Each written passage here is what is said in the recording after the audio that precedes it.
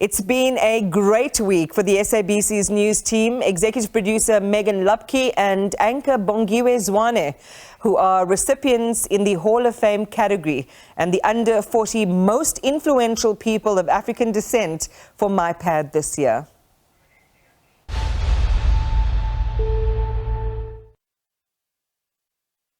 SABC was established 86 years ago, and we have a clearly defined constitutional mandate, which is really to entertain, inform, and educate South Africans. Our objective as the organization is to be a financially sustainable organization, duly digitized, and we want to be the face and voice of the continent and beyond. We are quite proud with the achievements that the news and current affairs team has really achieved over the many years. And I think the fact that Bongiwe and Megan are being recognized is really true testament to the hard work, dedication, commitment that we have seen from the news division. And on behalf of all the SABC employees and the board in South Africa, we actually congratulate them and wish them all the best, because they embody the spirit that lives within the SABC newsroom of ensuring that they tell the authentic South African story in a very impartial and independent way. So congratulations. The fundamental role of my division is to execute the public mandate of public broadcasting, to make sure that the voiceless, the ordinary people on the streets, are given a voice. The future of news is under threat, and it's not just the future of news, it's not about the profession, it's the future of news to the extent that it holds the powerful accountable. That's where the importance and critical importance of public broadcasting comes in. Our mandate requires that there should not be any powerful institution that we are beholden to. Our decision as editorial should be based on news value, should be derived from the sense of the public's right to know. To me, this award is an indication that actually we are central to the public life in terms of journalism, in terms of the media, in terms of public broadcasting. My name is Megan Lupke and I'm the executive producer of the Full View here at the SABC News channel. When I received the call that we had received the Hall of Fame for the SABC News, I was completely overwhelmed, shocked and surprised. What a wonderful opportunity, and we thank MIPAD for recognizing the SABC in this year's awards. The public broadcaster plays an important mandate and role. Our job is to educate our population, to ensure we tell the stories and ask the hard questions that people don't want to ask. We don't shy away from the truth, and it's important that we always consistently find justice. Thank you, MIPAD, for giving us this opportunity. I'm completely humbled. In the closing words of our former leader, Nelson Mandela, education is the most powerful weapon which you can use to change the world, and that is what we are doing here at the public broadcaster in South Africa. So, Iman, as we've been trying to tell you, SABC's Full View, represented by executive producer Megan Lupke, has been named in MIPAD's Hall of Fame category for its coverage of period poverty, among other socio-economic issues, and anchor Bongiwe Zwane named in the most influential 100 under 40s media and cultural list. They both join me here at our location. First of all, congratulations to you both. Megan, I'll start with you. What does this accolade, this honor, this recognition mean to you as the executive producer of Full View, but to your team, your hardworking team that puts on a show every day of the week? Sure, and at the end of the day, people use the expression, it takes a village to raise a child.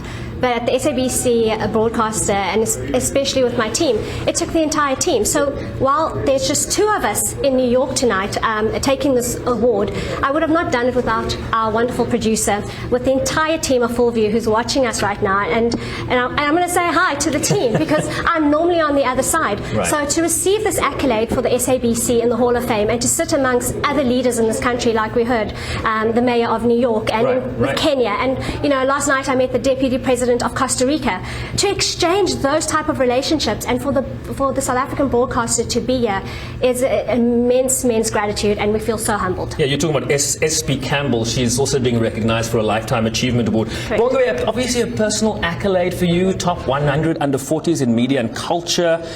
What does that mean for you personally and for your career trajectory, right? It means a lot of work, Sharon. It means it can't just be for me, it's for the team as well. But it means that when I go back home, what do I do for the young person in Africa, not only South Africa, in Africa, to ensure that they get to that level that they want to see themselves in? So it's not only about being an influential individual, but how do you use that influence to change the world? And I know we talk about changing the world, but what does that look like for an African child? Yeah, and from the story period poverty, this broadcast, this special broadcast, one then begins to understand what it means, right? There are many young black African girls that do not have access to something that you would think would be so basic, so one wouldn't have to even think about it, right? So tell us about that story and the impact that it had. The fact that showing an African child, a girl child, is going to miss 50 days of school because they do not have access to sanitary pads breaks one's heart. It broke my heart, and I remember hearing some of the stories from the girls, and they talk about how it was difficult to even speak to their parents about the fact that they're on their period. But the biggest thing for me, Sharon, was the shame that came with it, because they talk about how if you have, you're on your period, you are ashamed, you don't want to go to school because you may spill and someone will see that you're on your period and the boys will ridicule them. And that showed me that we still have a long way to go when it comes to how we conscientize our young boys to understand that periods are normal. It's part of a girl's growth. At the same time, to make the young girl feel that you are still human, there's nothing to be ashamed about, but really starting a movement that is going to make sure that these girls are not missing school, because missing 50 days of school and at the same time be expected to perform optimally is an anomaly for any girl child. Look, let's just explain to our viewers, this is a working space. They're setting up for this awards tonight. We've literally positioned ourselves in the middle of the chaos. So if you see people walking in the background, just ignore them and listen to the content. We were also talking, Bongiwe, earlier about our coverage at the United Nations of refugees, for example, people fleeing war zones, and UNFPA and the work they do to ensure that these kids and these women have something as basic as a sanitary pad in a humanitarian pack. I mean, these and to hear that there are kids in South Africa and within a national context where there isn't necessarily a war, it's a very poignant point to make. These kinds of stories, Megan, are really, really important, right? The socio-economic stuff. We can talk about wars, we can talk about politics all day, who's going to win the ANC election in December, but it comes down to these socio-economic stories that really have an impact when you look at the South African context, not so. Absolutely. Sharon, this is not a new story. We have 6 million girls that end up missing school because they can't afford sanitary towels. All we did on the channel was to tell the story. We took the story out of studio. Instead of reporting on it, we took it to the ground. And at the end of the day, we may be journalists, but we become activists on the ground. And that is what I wanted for the team of Full View, is that you can showcase a story and be able to take it familiarity around there. But I think the recognition comes from the fact that we decided to run a campaign. Because we can sit here and say it's government's problem. We have condoms in toilets for boys, and we keep asking the minister, which we had on that platform that night, why do we not have sanitary towels for girls? So what do? We got a campaign. We moved with an NGO called Siya Kunakela to raise 50,000. Aspen Pharmacare came on board without a doubt to help us raise that. And that is the platform and the power we have as journalists and the power of media. What's the future here? I mean, this has taught us something, right? Socio-economic issues, things that maybe people don't necessarily think about every day can really have a huge impact. How does this inspire you moving forward, Bongiwe? For me, Sharon, it means that in my work, the bottom line is the person. How is a person affected by what I'm reporting? How is this going to change the lives of South Africans? How is this going to impact their lives? Because half the time, and I'm sure Sharon you'll agree, we report on stuff, but we don't really hit that nail when it comes to telling a consumer who is consuming our news as to what does it mean for you. And for me, it's changed the way we tell stories, because that night changed my life. I heard from the girls themselves, I heard from some of the parents, I heard from some of the NGOs, but ultimately, what does it all mean for all of us? And that is what I need to try to do going forward. It takes a village. Congratulations. It's Fist Bump You and Fist Bump You. Congratulations to you both. You can leave my set. Thank you. Our Full View colleagues from South Africa joining us here on set at the Millennium Hilton Hotel. Bongiwe Zwane and Megan Lipka of the Full View, which you are watching right now. And of course, ahead of the MIPAD most influential award ceremony that will take place here at the Hilton. But that's it from us. It's back to you in Johannesburg.